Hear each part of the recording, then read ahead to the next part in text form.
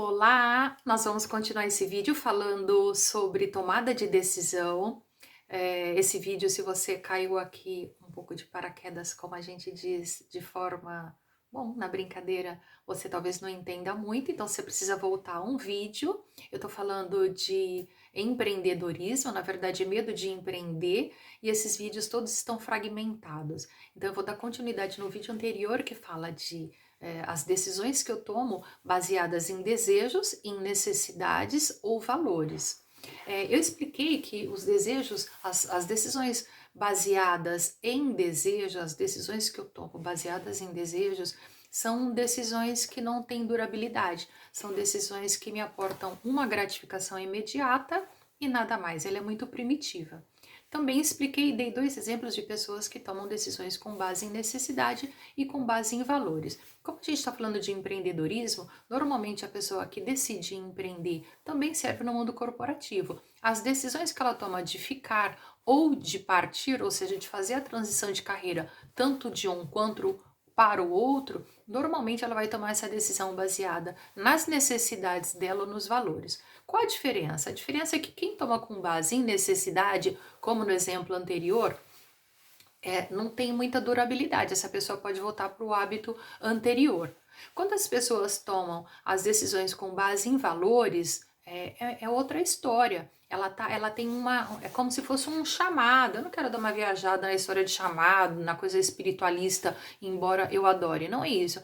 Mas é uma coisa que move por dentro, é diferente, tá vinculado com ela, faz com facilidade, não parece sacrifício. Agora, o que eu preciso saber? Eu preciso saber quais são as minhas necessidades emocionais, que é algo que eu citei no vídeo anterior. Existem várias necessidades que eu às vezes desconheço. E, obviamente, eu preciso descobrir quais são os meus valores para saber se onde eu vou ficar nessa empresa, se isso está vinculado com os meus valores, se eu não vou sofrer pela decisão de ter ficado aqui. Ou se empreender esse novo tipo de negócio, independente do tipo, eu preciso saber se essa nova atividade minha, ela tem a ver com os meus valores. Porque se elas estão vinculadas aos meus valores, tanto no corporativo quanto no empreendedorismo, a possibilidade de erro, ela é muito menor. Eu tenho muita satisfação naquilo que eu estou fazendo.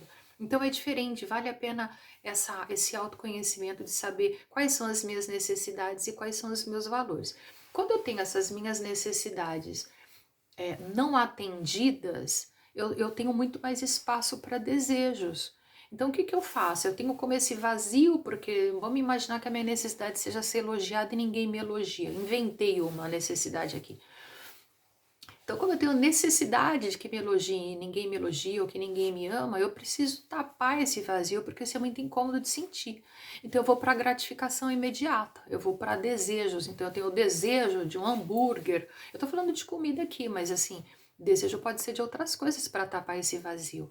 Pode ser, por exemplo, o desejo, e eu acabo indo para os excessos, para o cigarro, para as drogas, para o álcool, para o sexo, para as compras. Quando eu não tenho, então, as minhas necessidades emocionais atendidas, sobra muito mais espaço para os desejos.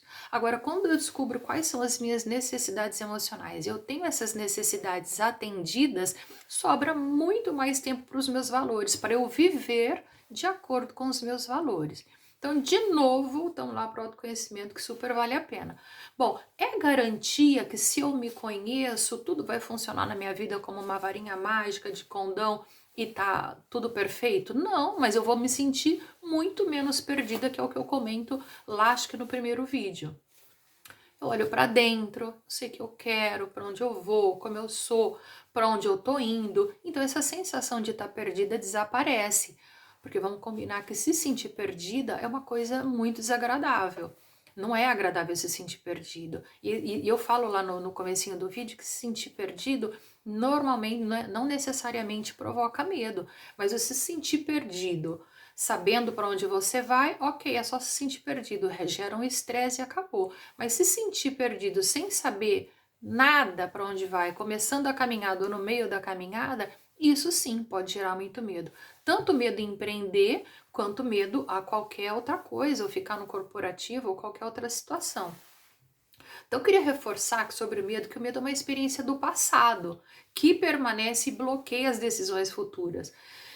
O passado, ele é conhecido e imutável, e o futuro é conhecido e imutável. Eu posso fazer transformações.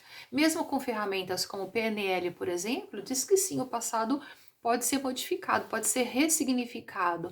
Eu estou lendo muito sobre Neville Goddard, e ele fala muito da modificação também do passado, de como que é isso? Parece loucura. Não, não é loucura, é só uma maneira de você ressignificar aquilo que você viveu, principalmente se aquilo te gera um desconforto, como um trauma, como uma crença limitante, por exemplo. É possível ressignificar isso. Essa é uma excelente notícia.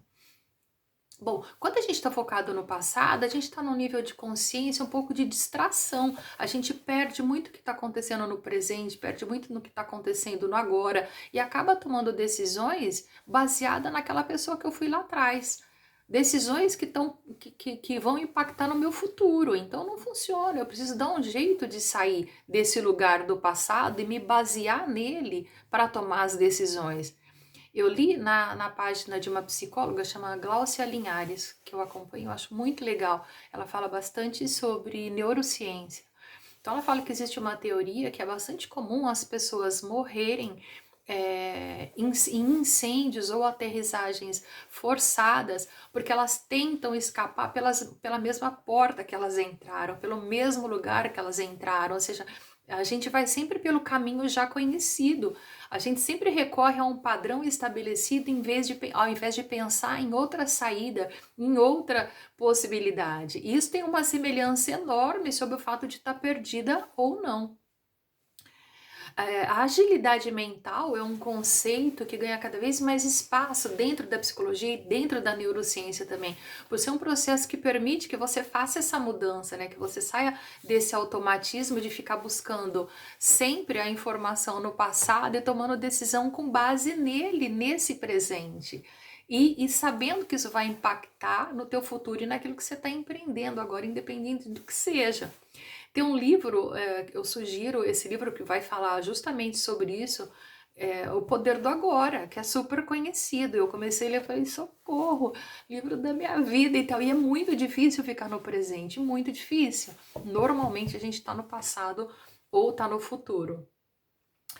Uma boa dica para agilidade mental, que não tem a ver com rapidez, mas com agilidade de pensar e tá focada exatamente no que você está pensando, é o mindfulness, que te ensina a ficar no presente, né? Te ensina a estar, mesmo que você tenha um ruído, esse ruído externo ou um ruído interno. Eu fiz um curso de mindfulness em Sevilha, eu comecei antes da pandemia e fui obrigada a parar, obviamente por conta da pandemia, que era presencial, e era muito interessante porque o professor, ele, para você aprender a meditar e ficar no agora, então ele abria a porta do estabelecimento, da academia, e falava assim, presta atenção nos carros que estão lá fora. A princípio eu achei que tava louco, eu falei, como assim? Nós vamos meditar, eu quero silêncio. E eu, quando escuto os meus vizinhos gritarem aqui, eu falo, socorro, nem com fone, eu não consigo meditar, que horror. Não, ele te ensina justamente isso. Então ele falava assim, o que você está ouvindo? Presta atenção. É carro? É moto? Então vai contando. Agora tá passando um carro, agora tá passando uma moto. E aí agora fixa em um. Moto. Quantas motos estão passando? Ou quantos carros estão passando? O que você está ouvindo? Um passarinho? Alguém conversar? O que é? Era prestar atenção nesse ruído externo, mas mesmo assim continuar no presente. Prestar atenção no meu ruído interno. O que significa o meu ruído interno? Os meus pensamentos, minhas emoções, aquilo que eu não quero sentir, mas está focado, está no presente, está atento naquilo que eu estou fazendo. Então, mindfulness é fundamental para isso. Espero que tenha ficado claro esse pedacinho. Eu vou continuar falando sobre isso no próximo vídeo, que é necessário essa congruência entre uma coisa e outra, entre o que eu penso e eu sinto. E não perde o próximo vídeo que tá bárbaro. Até mais, até lá.